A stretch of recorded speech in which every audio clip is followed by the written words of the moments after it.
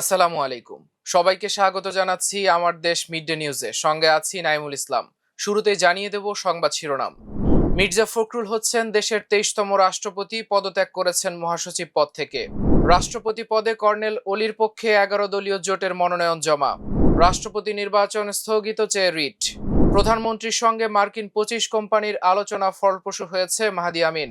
জামালপুরে গ্যাসের দাবিতে সড়ক অবরোধ, অবৈধ অটোরিকশায় বাড়ছে বিদ্যুতের চাহিদা, বললেন মন্ত্রী। উত্তপ্ত ভারতের ঝাড়খণ্ড, বিক্ষোভ চালিয়ে যাওয়ার ঘোষণা শিক্ষার্থীদের। দর্শক শুনছিলেন শিরোনাম, এবার জানিয়ে দিচ্ছি বিস্তারিত। রাষ্ট্রপতি পদে বিএনপির মনোনয়ন পেয়েছেন দলটির মহাসচিব ও স্থানীয় সরকার মন্ত্রী মির্জা ফখরুল ইসলাম আলমগীর। বৃহস্পতিবার দুপুরে সচিবালয়ে জ্যেষ্ঠ নেতাদের সঙ্গে বৈঠকে মির্জা ফখরুলের প্রার্থিতা চূড়ান্ত করেন বিএনপির চেয়ারম্যান ও প্রধানমন্ত্রী তারেক রহমান। বৈঠক শেষে মির্জা ফখরুলের রাষ্ট্রপতি পদে প্রার্থিতার কথা ঘোষণা করেন বিএনপির জ্যেষ্ঠ যুগ্ম মহাসচিব রুহুল কবির রিজভী। কিছুক্ষণ আগে বিএনপির স্থায়ী কমিটির সদস্য ডক্টর মঈন খানের নেতৃত্বে বিএনপির প্রতিনিধি দল দেশের 23তম রাষ্ট্রপতির পদে মির্জা ফখরুল ইসলাম আলমগীরের পক্ষে মনোনয়নপত্র জমা দিয়েছেন। একই সঙ্গে বিএনপির মহাসচিব পদ থেকেও তিনি পদত্যাগ করেছেন। মির্জা ফখরুল 2011 সালে বিএনপির ভারপ্রাপ্ত মহাসচিব হন। এরপর 2016 সালে দলের জাতীয় কাউন্সিলে আনুষ্ঠানিকভাবে মহাসচিব নিযুক্ত হন।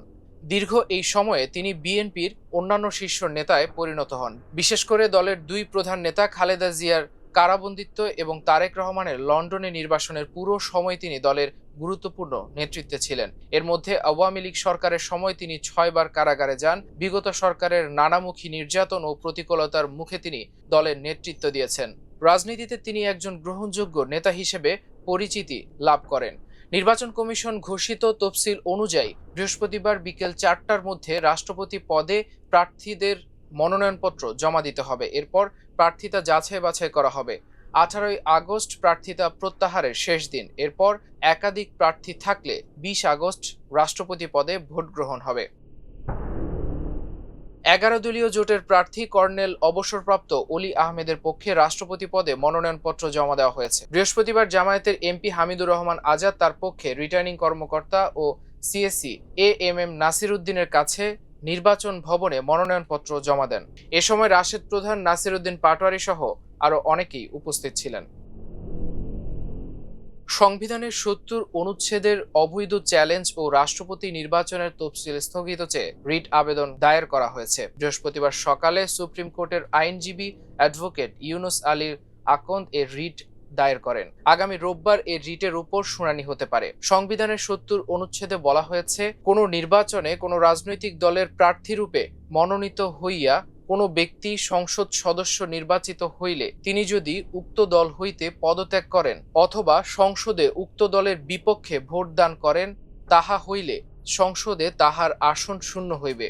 তবে তিনি সেই কারণে পরবর্তী কোনো নির্বাচনে সংসদ সদস্য হইবার অযোগ্য হইবেন না। দেশের 23তম রাষ্ট্রপতি নির্বাচনের মনোনয়নপত্র দাখিলের শেষ সময় আজ বৃহস্পতিবার বিকেল 4টা। নির্বাচন কমিশনের তফসিল অনুযায়ী এদিনে সকাল 10টা থেকে বিকেল 4টা পর্যন্ত মনোনয়নপত্র জমা দেওয়া যাবে। 16ই আগস্ট মনোনয়নপত্র বাছাই করা হবে। প্রার্থিতা প্রত্যাহারের শেষ দিন 18ই আগস্ট। ভোট গ্রহণ হবে 20 আগস্ট দুপুর 2টা থেকে বিকেল 5টা পর্যন্ত জাতীয় সংসদ ভবনের অধিবেশন কক্ষে। প্রধানমন্ত্রী তারেক রহমানের উপদেষ্টা ও প্রধানমন্ত্রীর কার্যালয়ের মুখপাত্র ডক্টর মাহদি আমিন বলেন, প্রধানমন্ত্রীর সঙ্গে মার্কিন 25 কোম্পানির প্রতিনিধিদের আলোচনা অত্যন্ত ফলপ্রসূ হয়েছে। কার্যকর আলোচনা হয়েছে। বাংলাদেশের ভবিষ্যৎ স্বনির্ভর ও সমৃদ্ধ দেশ আমরা গড়তে যাচ্ছি। বৃহস্পতিবার সকাল 9:30টায় প্রধানমন্ত্রীর কার্যালয়ে ইউএস বাংলাদেশ বিজনেস কাউন্সিলের প্রতিনিধিদের বৈঠক শেষে তিনি এসব কথা বলেন। বৈঠকে বাংলাদেশ যুক্তরাষ্ট্রের বাণিজ্য সম্পর্ক ও সম্ভাবনা নিয়ে আলোচনা হয়েছে বলে জানা গেছে। প্রতিনিধি দলের নেতৃত্ব দিচ্ছেন বিজনেস কাউন্সিলের সিনিয়র ভাইস প্রেসিডেন্ট এবং Excelerate energy chief commercial officer Oliver Simpson এবং ইউএস চেম্বার অব কমার্সের দক্ষিণ এশিয়ার সভাপতি অতুল কেশব। সাবেক মার্কিন রাষ্ট্রদূত পিটার হাস, নিশা দেশাইয়ের মতো কূটনৈতিক ও বিজনেস কাউন্সিল সদস্যরাও বৈঠকে উপস্থিত ছিলেন। এর আগে বুধবার প্রধানমন্ত্রীর কার্যালয়ে প্রধানমন্ত্রীর পররাষ্ট্র বিষয়ক উপদেষ্টা হুমায়ুন কবিরের সঙ্গে সৌজন্য সাক্ষাৎ করেন ইউএস বাংলাদেশ বিজনেস কাউন্সিলের প্রতিনিধি দল। জামালপুরে গ্যাস সংকটে সিএনজি চালিত অটোরিকশা সহ বিভিন্ন যানবাহনের চালকরা সড়ক অবরোধ করে বিক্ষোভ করেছেন। বৃহস্পতিবার সকালে জামালপুর টাঙ্গাইল মহাসড়কে বিসিক এলাকায় যাদেব ফিলিং স্টেশনের সামনে এই অবরোধ শুরু করা হয়। এতে মহাসড়কে যান চলাচল বন্ধ হয়ে কয়েক কিলোমিটার দীর্ঘ যানজট সৃষ্টি হয়। দুর্ভোগে পড়েন সাধারণ যাত্রী ও কর্মস্থলগামী মানুষ। জানা গেছে, কোনো ধরনের পূর্ব ঘোষণা ছাড়াই বুধবার রাত 10টা থেকে গ্যাস সরবরাহ বন্ধ করে দেওয়ার অভিযোগ করেন চালকরা। বৃহস্পতিবার সকাল থেকে জাবেদ ফিলিং স্টেশনের সামনে জড়ো হয়ে সড়ক অবরোধ ও বিক্ষোভ করেন তারা। অন্তত 3 ঘন্টা তারা সড়ক অবরোধ করে রাখেন। চালকদের দাবি, দ্রুত গ্যাস সরবরাহের স্বাভাবিক করতে হবে, অন্যথায় বৃহত্তর আন্দোলনের হুঁশিয়ারি দেন তারা। এদিকে অবৈধ অটোরিকশার সংখ্যা বেড়ে যাওয়ায় দেশে বিদ্যুতের চাহিদা আকস্মিকভাবে বেড়েছে বলে জানিয়েছেন বিদ্যুৎ, জ্বালানি ও খনিজ সম্পদ মন্ত্রী ইকবাল হাসান মাহমুদ টুকু। বৃহস্পতিবার সাংবাদিকদের সঙ্গে মত বিনিময়ের সভায় তিনি কথা বলেন। বিদ্যুতের বাড়তি চাহিদার কারণ ব্যাখ্যা করতে গিয়ে মন্ত্রী বলেন, অবৈধ অটোরিকশার কারণে বিদ্যুতের চাহিদা হঠাৎ বেড়ে গেছে। তেল আমদানি নিয়ে সমালোচনার প্রসঙ্গে তিনি বলেন, তেল আমদানি বসুন্ধরাকে দেওয়া হচ্ছে বলে নানা ধরনের কথা বলা হচ্ছে, অথচ এ বিষয়ে এখনো কোনো নীতিমালা তৈরি হয়নি। দেশে গ্যাসের সরবরাহ বাড়াতে আরো 3টি এলএনজি টার্মিনাল স্থাপনের পরিকল্পনার কথাও জানান জ্বালানি মন্ত্রী। তিনি বলেন, আরো 3টি এলএনজি টার্মিনাল স্থাপনের পরিকল্পনা রয়েছে। এর মধ্যে একটি টার্মিনালের জন্য 10 থেকে 12 দিন আগে অর্ডার দেওয়া হয়েছে। মোংলা হিরন পয়েন্ট এলাকায় আরো একটি এলএনজি টার্মিনাল স্থাপন করা হবে বলেও জানান তিনি। ভারতের ঝাড়খণ্ডে নিয়োগ পরীক্ষায় অনিয়মের প্রতিবাদে টানা 20 দিন ধরে শিক্ষার্থীদের বিক্ষোভ চলছে। দাবি পূরণ না হওয়া পর্যন্ত এই আন্দোলন চলবে বলে জানিয়েছে আন্দোলনকারীরা। নিয়োগ পরীক্ষা স্বচ্ছতা, কয়েকটি পরীক্ষা বাতিল এবং সিবিআই বা ঝাড়খণ্ডের বাইরের অবসরপ্রাপ্ত বিচারপতিদের নিয়ে প্যানেল গঠন করে স্বাধীন তদন্তের দাবি জানাচ্ছেন বিক্ষোভকারীরা।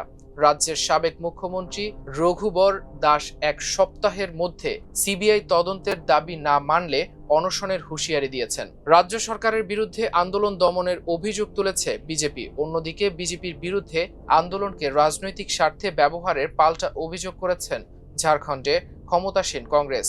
গত সোমবার বিধানসভার অভিমুখে মিছিলকে কেন্দ্র করে পুলিশের সঙ্গে আন্দোলনকারীদের সংঘর্ষ হয়। পরিস্থিতি নিয়ন্ত্রণে পুলিশ লাঠিচার্জ, জলকামান ও কাঁদানে গ্যাস ব্যবহার করে। এর প্রতিবাদে বিজেপি রাজ্য জুড়ে ধর্মঘট ডাকে।